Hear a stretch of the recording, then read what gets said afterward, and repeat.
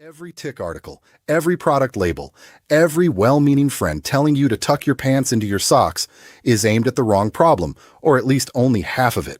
They're all trying to stop you from getting bitten. That's not actually the thing that hurts you. A tick can bite you and walk away and you'll never know anything happened. No rash, no illness, nothing. Weeks can go by without a trace of it. What actually puts you in the hospital is what happens after the bite, and almost nobody talks about that part with any real specifics. They just repeat the same short list of precautions everybody's heard 100 times without ever explaining why any of them actually work or where they came from in the first place. That's what this video is about, so let's get into it. If you're new here, hit subscribe, because I get into this kind of real tested, no-fluff outdoor knowledge pretty regularly. I made a video a while back about the awareness side of this, feeling ticks crawl on you, checking yourself, being deliberate about it, the kind of thing you build up as a habit over enough seasons spent in the woods. That one's still good advice, and I stand by all of it. This video is a different layer entirely, because awareness alone still leaves you exposed to the one thing that actually turns a tick bite into a serious problem, and that's time. Not whether you get bitten. How long the tick is attached before something happens about it.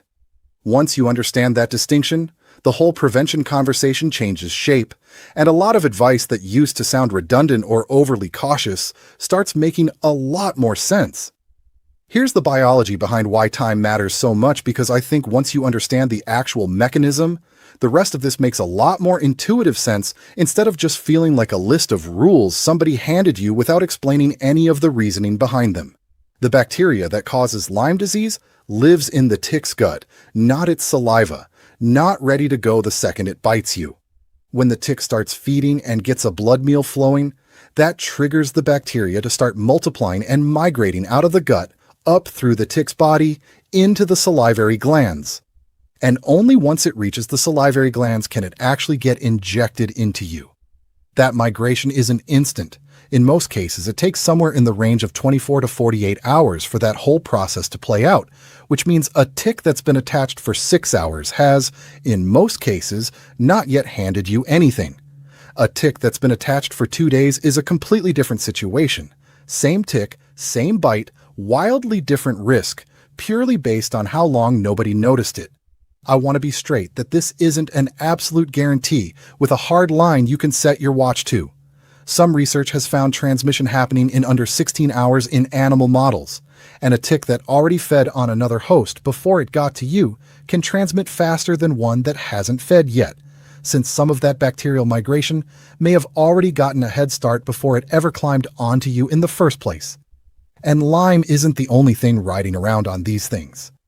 Other pathogens don't play by the same 24-hour rule at all. Anaplasma can transmit within the first day. Powassan virus, which is rarer but a lot more serious when it does happen, has been documented transmitting in as little as 15 minutes of attachment because it lives in a different part of the tick entirely and doesn't need that same gut-to-gland migration Lyme depends on. That one genuinely surprised me when I first read it, and it's exactly the kind of detail that gets flattened out of the usual just remove it within 24 hours advice, which is true enough for the most common threat, but leaves out that not every threat is playing by the same rules. So the honest version of this isn't there's a safe window, relax. The honest version is every hour that tick stays attached is bad.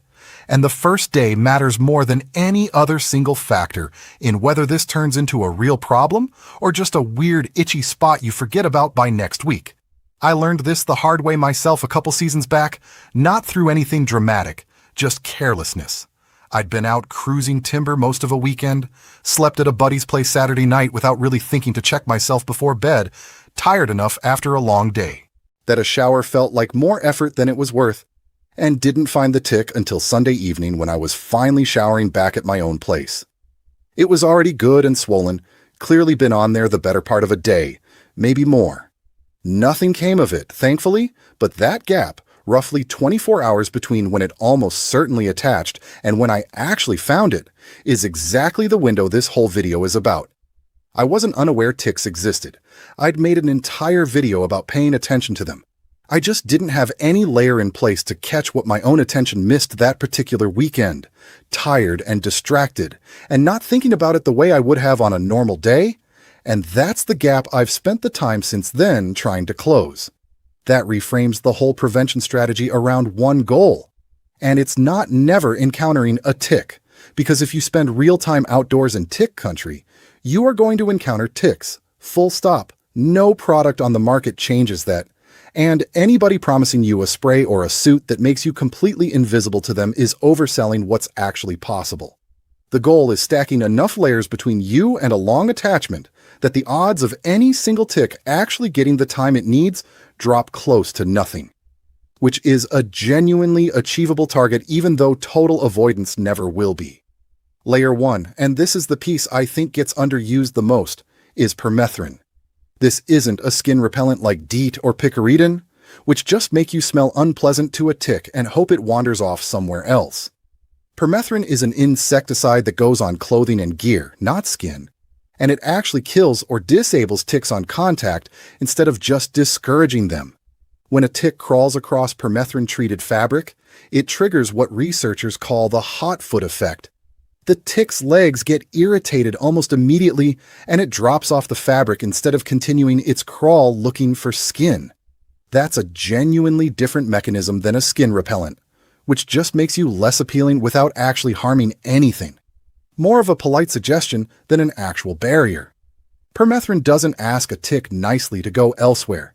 It makes the fabric itself hostile territory the tick physically can't tolerate standing on for more than a few seconds, which matters a lot on something like a pant leg, where a tick would otherwise have a long, slow, uninterrupted climb towards skin, plenty of time to find a seam or a gap to work its way through if nothing on that fabric was actively working against it the whole way up. In one study of outdoor workers, the group wearing permethrin-treated clothing logged 60 tick bites over 2 years combined. The group without it logged 166. That's not a marginal difference. That's close to a third as many bites for the exact same amount of time spent outside doing the exact same work, which is about as clean a real-world result as you're likely to get out of a field study like that. Another separate study looking at outdoor workers over a full year found permethrin-treated uniforms were around 82% effective at reducing tick bites, which held up even after months of regular wear and washing, not just in a lab under ideal conditions. Another study specifically on treated footwear and socks found people wearing them were nearly 74% less likely to get bitten at all, which matters a lot given that most ticks first climb aboard somewhere around your ankles and work their way up from there, questing from grass and low brush rather than dropping down from above the way a lot of people picture it happening. You can buy pre-treated clothing from a handful of outdoor brands now. Factory-bonded permethrin that holds up through as many as 70 washes before it needs retreating. Or you can buy the spray and do it yourself, which is a lot cheaper but only lasts around 6 weeks or 6 washes before you need to redo it. I do both depending on the piece of clothing. My good field pants and boots are factory-treated because I'm not babying those things through a gentle wash cycle to protect a coating. They get thrown in with everything else, and I want that durability built in from the start. My regular work shirts, I spray myself every few weeks during the season, which takes about 5 minutes and costs next to nothing, spraying outside, letting it dry fully on a line before it ever goes near my skin. Comment down below if you've used permethrin-treated gear yourself, because I want to know if your experience with it matches what the research is showing, or if you've had it go differently, and let me know if you've got a go-to brand for pre-treated clothing, since I'm always curious what other people have settled on after trying a few options themselves. One thing worth being clear about, because I don't want anybody spraying this on themselves thinking more is better. Permethrin goes on clothing and gear, never directly on skin. It's derived from a compound found naturally in chrysanthemum flowers and has a genuinely low toxicity profile when used as directed. The EPA's own numbers suggest a person would need exposure to dozens of grams of the stuff in a day before it caused any issue, and a single treated garment holds nowhere close to that much. We're talking a small fraction of a gram spread across an entire piece of clothing. But directed use matters here. Follow the label. Let it dry fully before wearing anything you've just sprayed, and pair it with a skin-applied repellent on any exposed skin the clothing doesn't cover, because permethrin on your shirt does nothing for the back of your neck or your hands. And those exposed areas still need their own separate layer of protection entirely. Layer 2 is what you do the moment you get back inside, and this is where the 2-hour rule comes in, which is one of the better studied, better supported pieces of tick advice out there, and also one of the most commonly ignored. Showering within 2 hours of coming in from outside has been shown in actual research, not just folk wisdom, to meaningfully cut your risk of Lyme disease specifically, and it does two things at once. It physically washes off any ticks that are still crawling around loose and haven't attached yet, and it gives you a natural built-in excuse to actually look at your own skin closely instead of just assuming you're fine, because nothing felt weird. There's something almost embarrassingly simple about this piece of advice, which I think is exactly why so many people skip it. It doesn't feel like a real intervention the way spraying a chemical on your clothes does. It's just a shower, something you were probably going to do that day anyway, just moved up earlier and paired with actually looking instead of rushing through it on autopilot. Soap and water on a tick that's already dug in and attached won't remove it. I want to be clear about that. Showering isn't a substitute for actually checking and pulling one if you find it. But for the tick still on the hunt, still crawling, haven't found a spot yet, that window matters, and most people are walking straight past it without thinking twice, waiting until bedtime or the next morning to clean up after a day outside. Your clothes need their own version of that same urgency. If you can't get to a shower right away, at minimum, get those clothes into a dryer on high heat. Not the wash first, straight into the dryer, because heat is what actually kills a tick in a cold or warm wash cycle. Mostly just gives it a rough day. It survives just fine. A tick can ride out a full cycle of water and detergent and crawl right back out looking no worse for it. Something like 6 to 10 minutes on high heat is enough to kill ticks at any life stage, according to the research that's been done specifically on this, which started, interestingly enough, with a high schooler's science fair project that the CDC ended up taking seriously enough to run their own follow-up study on, eventually confirming her results held up across every stage of tick development, not just the adults she'd originally tested. That's a nice reminder that good practical advice doesn't always come from where you'd expect it to. Sometimes it's a kid with a dryer and a stopwatch instead of a government lab. Layer 3 is what you do if, despite all of that, you actually find one attached. Because eventually, if you spend enough time outside, you will. This is the part I think most people get wrong in ways that actually make things worse instead of better, and it's worth slowing down on. Fine-tipped tweezers, grab the tick as close to your skin as you can get, and pull straight up and out with slow, steady pressure. No twisting, no jerking, no trying to unscrew it like a stubborn bolt, even though that's exactly how it feels like it should come out, given how it's dug in. Twisting and jerking are exactly what cause the mouthparts to snap off and stay buried in your skin, which isn't the end of the world by itself. Your body will generally work a leftover mouthpart out on its own the way it would any other splinter, but it does mean a harder cleanup and more irritation at the site afterward. And it's an entirely avoidable complication if you just pull straight and steady instead of trying to rush it. And forget every piece of folklore you've ever heard about making a tick back out on its own. No hot match held near it. No dab of Vaseline to supposedly suffocate it. No nail polish remover. I heard every one of these growing up, usually presented with total confidence by somebody who swore it was the only real way to do it. Every one of those methods does the same thing. It irritates or stresses the tick without actually removing it, and a stressed, irritated tick tends to regurgitate its gut contents right back into the bite before it finally lets go, which is precisely the mechanism that can push whatever it's carrying into you faster than it would have gotten there naturally through normal feeding. The folk remedies people have been passing down for generations, the ones that feel like they should work because they involve doing something dramatic to the tick, something that feels like it's punishing the thing for what it's doing to you, are measurably worse than just pulling it straight out with tweezers and moving on with your day. There's no satisfying drama to a pair of tweezers and a steady pull, which I think is part of why the more theatrical bad advice sticks around generation after generation, despite being worse than doing nothing fancy at all. After it's out, clean the spot with rubbing alcohol or soap and water, and keep half an eye on it over the next few weeks for any expanding rash or the kind of flu-like symptoms that show up with the early stage of Lyme disease, since those are the signs worth actually calling a doctor about instead of just watching and hoping. I want to fold the timing science back in here because it changes how you should think about a tick you find already attached. If it's flat, barely engorged, easy to pull, that's a good sign.